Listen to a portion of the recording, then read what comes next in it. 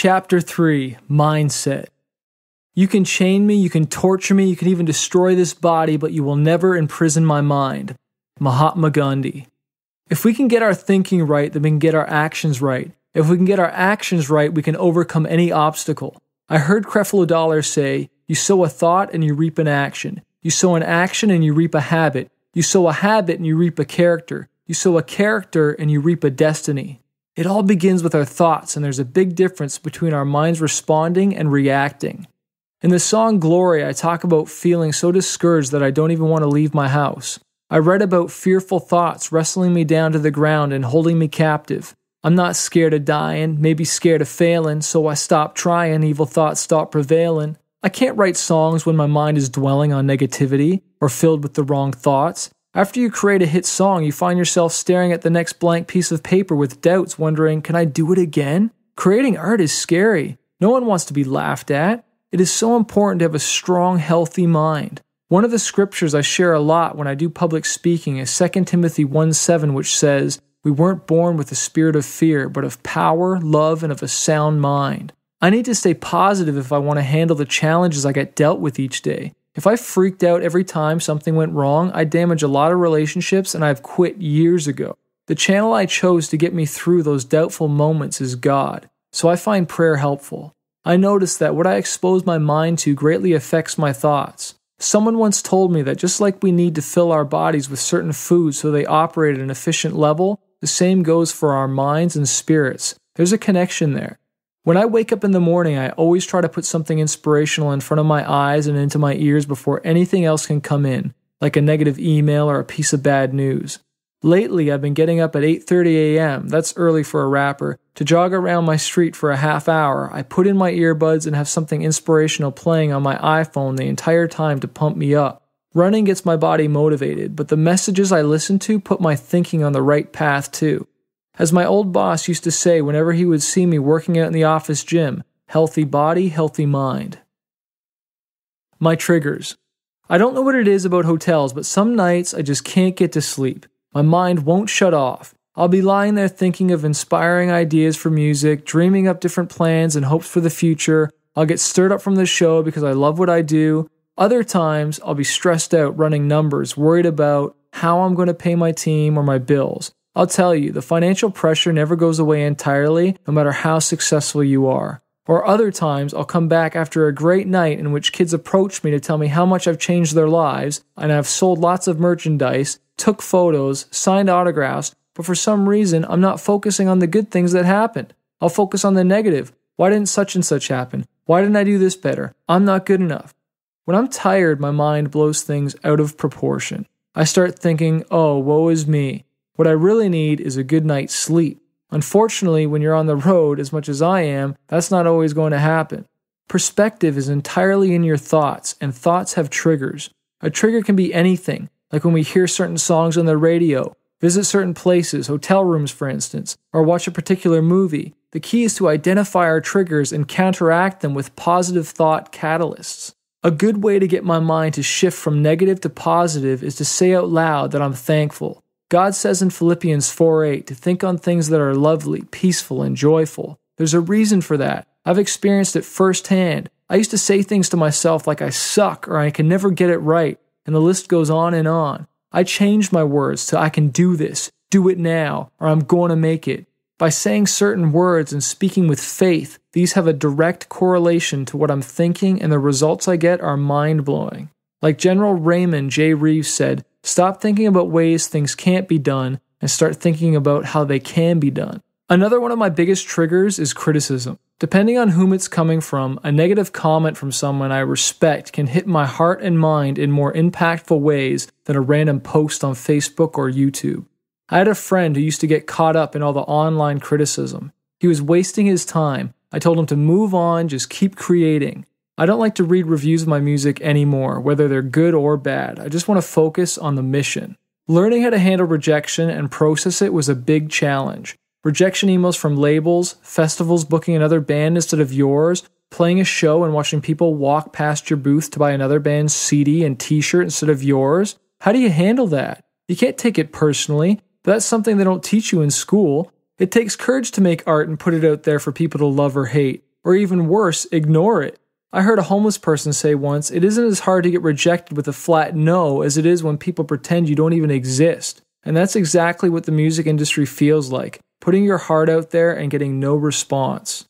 When I took that leave of absence from my job, I was doing high school assemblies, playing in front of 500 to 1,000 people, and I wasn't a seasoned performer. I would allow my immature self to dictate how I felt about a show, and small things would totally wreck my thinking and ruin my whole day. At one of those assemblies, some guys tossed pennies at me from the crowd. It really discouraged me. I went home and dyed my hair black that night. I let a couple of haters ruin it for all the people who liked me. Here, people were coming up to me after the show to tell me it totally changed their life, CDs were flying off the tables, and I knew I shouldn't allow the little things get to me, but in the beginning it would happen all the time. To be entirely transparent, which is the aim of writing this book, I find myself pointing an angry finger at the record label a lot nowadays too. That's a dangerous one. An extensive dry spell of tour bookings when your main income comes from playing shows can trigger a lot of negative thoughts. Why aren't they doing anything? Why don't they care about me? How can I pay my bills like this? Financial stress can send anyone into the blackest mood, and if you don't know how to handle those thoughts, you can get stuck in there. Fight thoughts. The problem is that you can't fight thoughts with thoughts. You have to fight thoughts with words, and specifically God's words. One of my favorite books is The Power of Positive Thinking by Dr. Norman Vincent Peale. He tells some amazing stories of how he has prescribed God's word to people to speak over themselves, and it has changed their lives. I had a friend that I met through an organization called Big Brothers Big Sisters after the death of my father.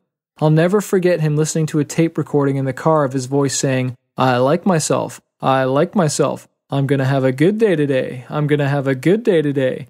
I remember thinking that was so silly, but now I know the impact of speaking positive words. We all talk to ourselves, sometimes out loud or sometimes in our head. There have been dozens of times I've walked around my house talking to myself. Yes, this sounds crazy, but we all do it from time to time. Some of my best thinking has come from bantering back and forth in my head or out loud to myself.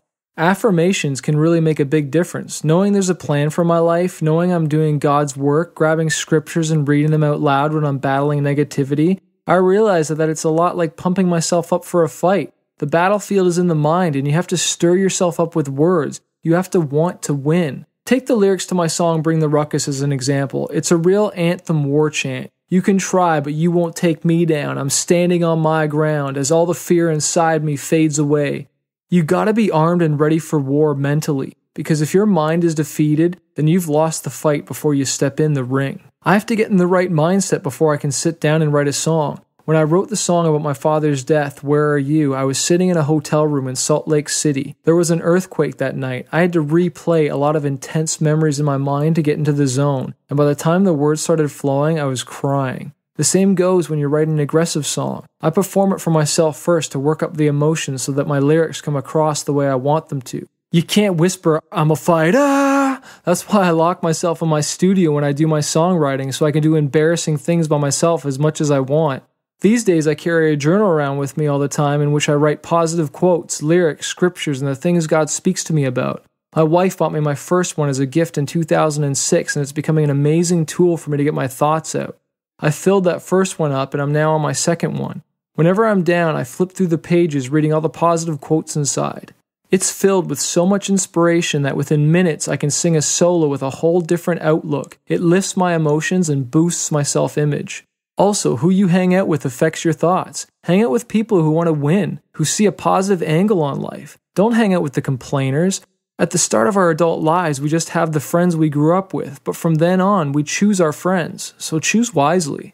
Before I perform, and definitely before I speak, I like to clear my mind and get my thoughts together. I can't be chatting with dozens of people and have an in-depth conversation with them right before I hit the stage, or I'll lose my focus. I used to think that renewing my mind was a one-time event. Now I realize if I don't renew my mind daily, it gets negative.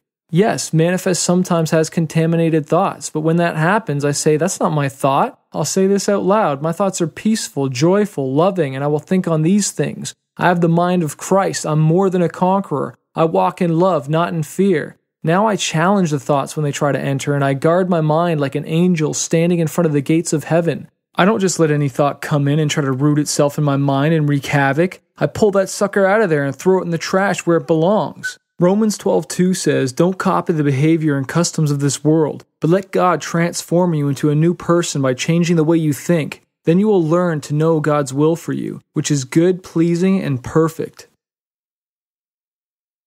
Thoughts are beliefs. You must learn a new way to think before you can master a new way to be. Marianne Williamson. Our thoughts are beliefs.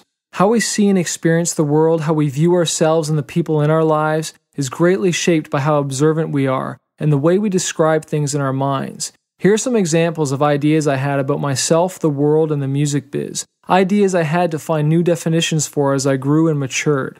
The world is a big place, and every time I visit a new country and realize there is more than one way of living, it blows my mind. It challenges my mental flexibility to see people enjoying their lives differently. For example, I couldn't get a hot drink to go when I was in France. I had to slow down if I wanted a hot drink. I had to stop, sit, and enjoy my tea instead of running around town with it. I'm sure I was seen walking down the street, wolfing down my chicken kebab wrap or whatever before I noticed that nobody walks around eating in a lot of the other countries. They were probably thinking that crazy American or Canadian doesn't know how to relax and enjoy his food. Another big definition change was when I came to realize that I'm a leader. But I'm not Superman. I can't be everything to everyone, and no matter how much I want to, I can't please everybody. But when I started hiring band members, putting music out there, and stepping out in front of larger and larger crowds, I had to admit it. I'm a leader. Truthfully, though, it still freaks me out sometimes. Leadership comes with a lot of responsibility. Also, I used to think that the music industry is filled with people who are just as passionate about music as I am. Not so. No one, and I mean no one, is as passionate about my music as me. There definitely are people in music for the right reasons, but there are just as many who have gotten jaded and lost their way. Some of the good ones gave up too early when success was just around the corner. Team members, publicists, bandmates, managers, and labels, they all come and go. The music industry isn't a charity or a church. If the money disappears, then eventually the people do too. That new belief about the people I was working with has helped me immensely. My advice is, be on guard. Don't give control over your work, money, or career to just anyone. And that goes for anybody in any industry. My hero Peter Daniels, an Australian businessman, author, and speaker, once asked a question that I like to ask myself sometimes. Do I really have what it takes? Can I get the job done? Truthfully, the answer changes day to day. Most mornings I leap out of bed, ready to take on the world, and other times I feel like doing nothing. I think the answer lies in the condition of my mind and in my thoughts. In the blink of an eye, I can realize I'm thinking negatively and stop the cycle of negative thinking. This changes my mood completely and puts a smile on my face. Everyone can see it. My wife, my friends, my band members, and now my whole outlook for the day is altered. The point I'm trying to make here is that we have to choose what we think, or what we think will choose for us. Get control of your thoughts, and you'll get control of your life. Mind Master Prayer. Lord, cleanse my heart, cleanse my mind, cast away all those thoughts that bind, so I can let your light shine, let your will be mine. I want to see divine as I seek to find, let me see the sign. In time the day unwinds, let your fire refine. I rhyme and leave this world behind, being kind with the love that's blind, no casting pearls to the swine. Be the master of my mind and let your spirit remind. Incline my ear to hear, I was blind, now I see clear with fear. Will you appear to a mere man, help me understand your way? I'm playing day to day. You can be my potter, I will be your clay. Let me live for you today. This is what I pray, Lord. This is what I pray. Action steps. The first thing that used to come to my mind in response to stress is, I can't do it. I turned this phrase around and put a positive spin on it. So now when I'm stressed out, I say, I can do all things through Christ who strengthens me. Now it's your turn. Identify 3 negative phrases your mind comes up with in response to stress. Now write down 3 positive affirmations to counteract each one. So you have a negative phrase, and now write down a positive affirmation to counteract it. Write those down right now. Number 2, I have what I call an inspirational journal. Start one for yourself and dedicate a few minutes every day to writing 1 page of inspirational phrases, quotes, lyrics, or other positive messages. Start that today.